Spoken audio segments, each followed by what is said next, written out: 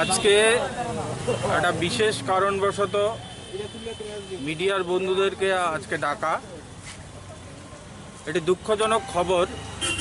গতকালকে রাতে আমাদের একজন সহকর্মী নিরঞ্জন গোস্বামী, ওনার বাড়ি ফটিকরায়, রাজনগর, উনি গ্র্যাজুয়েট টিচার ছিলেন, করোনায় আক্রান্ত হয়ে গতকালকে রাত্রেই প্রয়াত হয়েছেন। উনি ওনার পরিবারে রেখে গেছেন একজন বৃদ্ধ মা, যিনি শয্যাশায়ী বিছনায় আছেন, একটি কন্যা সন্তান এবং ওনার স্ত্রী। এ নিয়ে আমরা 95 জনকে হারিয়েছি। দ্বিতীয় যে কারণে আপনাদেরকে আজকে ডাকা, এটা খুব গুরুত্বপূর্ণ বিষয়। আপনারা সবাই জানেন যে গত বছর যখন করোনার প্রথম ঢেউ এই রাজ্যে এসেছিল, ঠিক সেই সময় রাজ্য সরকার আমাদেরকে চাকরি থেকে বিতাড়িত করেছিলেন এবং রাজ্যের মাননীয় মুখ্যমন্ত্রী তৎসময়ে 35,000 টাকা আমাদেরকে করোনাকালীন পরিস্থিতিতে অনুদান দেওয়ার ঘোষণা করেছিলেন এবং সে অনুযায়ী আমরা 35,000 টাকা পেয়েছিলাম। এখন যখন রাজ্যে করোনার দ্বিতীয় ঢেউ এবং আমরা গত প্রায় 15 মাস ধরে বেতন পাচ্ছি না, এমতো অবস্থায় 10,323-এর পক্ষ থেকে আমরা রাজ্য সরকার তথা রাজ্যের মাননীয় মুখ্যমন্ত্রীর কাছে একটি আবেদন রাখতে চাইছি। যেহেতু রাজ্যের এই করোনার পরিস্থিতি দিন দিন বেড়েই যাচ্ছে, এমতো অবস্থায় আমাদের যে কর্মসংস্থান করার মতো সুযোগ, সেই সুযোগ আমরা পাচ্ছি না। তাই রাজ্য সরকারের কাছে অনুরোধ, আপনারা দ্বিতীয়বারের মতন একটি বিশেষ অনুদান এই 10,323-এর শিক্ষক শিক্ষয়িত্রীদেরকে দিন।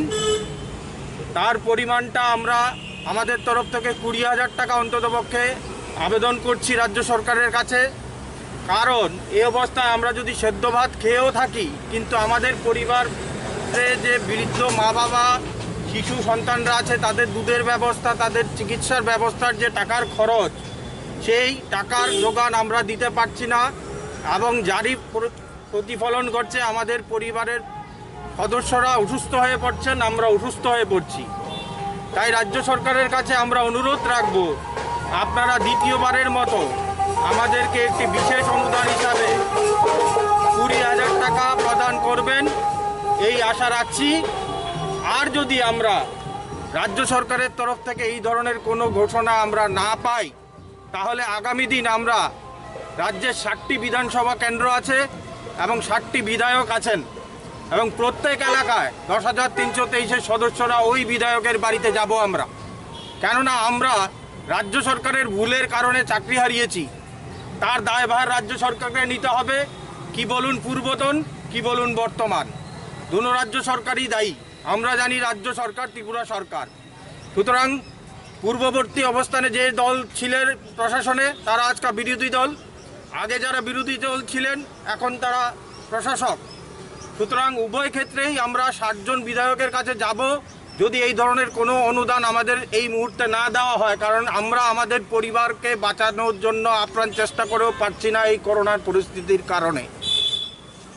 যেহেতু রাজ্যের হাইকোর্টে একটি কেস এখনও পেন্ডিং আছে, যতক্ষণ না এই কেসের সমাধান হচ্ছে এবং রাজ্য সরকার আমাদেরকে কোনো একটা ব্যবস্থা করছেন, ততদিন পর্যন্ত আমরা এই অনুদানের সাহায্য নিয়ে আমরা যেন আমাদের পরিবার পরিজনদেরকে বাঁচিয়ে রাখতে পারি, সেই জন্য আমরা রাজ্যের মাননীয় মুখ্যমন্ত্রী তথা রাজ্য সরকারকে অনুরোধ করব, আপনারা দ্বিতীয়বারের মতো একটা বিশেষ অনুদান আমাদেরকে দিন, সো দ্যাট আমরা আমাদের পরিবারগুলোকে বাঁচাতে পারি। অন্যথায় রাজ্যের 60টি বিধায়ক, আমরা দল বুঝি না, যেহেতু এরা জনপ্রতিনিধি, এদের দায়বদ্ধতা আছে, ওই এলাকার ওই মানুষগুলো কি করে বাঁচবে তার দায়বদ্ধতা ওদের কাঁধেই চাপাবো। আমরা যাব ওদের বাড়িতে গিয়ে আমাদের যে পরিবারের যে অসুস্থ রুগী, বৃদ্ধ মা বাবারা অসুস্থ, প্রতি মাসে টাকা লাগছে ওষুধপত্র কেনার জন্য, শিশুদের দুধের খরচ, এগুলো আমরা মেনটেন করতে পারছি না। সুতরাং আমাদেরকে এই করোনা পরিস্থিতিতে এরা যেন সাহায্য করে।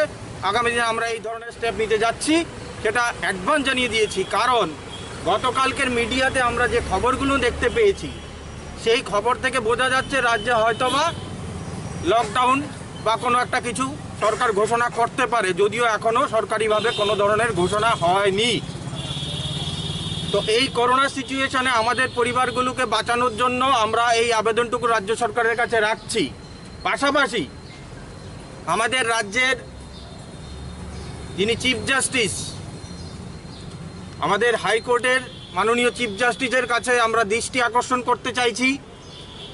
এ রাজ্যের জনগণ আমরা 50,000 থেকে 1 লক্ষ লোক সরাসরি আমরা এফেক্টেড হয়েছি। আমরা জানি কোথাও রাস্তায় যদি একটা ফুটপাতের দোকানদারকে উঠাতে হয়, এই দোকানদার যদি আইনের দ্বারস্থ হন, তখন এই কোর্ট রাজ্য সরকারকে বলে এদেরকে অল্টারনেটিভ একটা ব্যবস্থা করে দিন। অথচ এই রাজ্যের হাইকোর্ট যখন একটা জাজমেন্ট দিল, 10,000 লোকের চাকরিচ্যুতি ঘটলো, কিন্তু এই 10,000 লোকের একটা অল্টারনেটিভ চাকরির কোনো ব্যবস্থা করা হয়নি। সেই ক্ষেত্রে রাজ্যের মাননীয় চিফ জাস্টিস মহোদয়কে অনুরোধ করব, আপনি হস্তক্ষেপ করুন এই বিষয়টাতে, সো দ্যাট রাজ্য সরকার আমাদেরকে কোনো না কোনো একটা ব্যবস্থা করে আমরা এই রাজ্যের জনগণ আমরাও বাঁচতে চাই। কারণ ইদানিংকালে আমরা রাজ্যের মাননীয় হাইকোর্ট থেকে বেশ কিছু সুমোটো কেস দেখতে পেয়েছি, সেগুলোতে পজিটিভ একটা কিছু জনগণের পক্ষে রায় এসছে। সেগুলো আমরাও এই রাজ্যের জনগণ 1 লক্ষ লোক আজকে বিপন্ন, সেই জায়গায় আমরা দেখতে চাই রাজ্যের মাননীয় হাইকোর্ট যেন আমাদের পক্ষে কোনো একটা সিদ্ধান্ত নিয়ে সুমোটো কেসই হোক আর যেটাই হোক একটা ব্যবস্থা করুক। এতগুলো মানুষ অসহায়, এই জাজমেন্টের ফলে আজকে 95 জন লোক প্রাণ হারিয়েছেন। এদের পরিবারজনরা কীভাবে বাঁচছে, বাকি লোকগুলো কিভাবে বাঁচছে, এদের পরিবারের শিশু আছে, বৃদ্ধ মা বাবা আছে, তার দায়বদ্ধতা সরকারকে নিতেই হবে।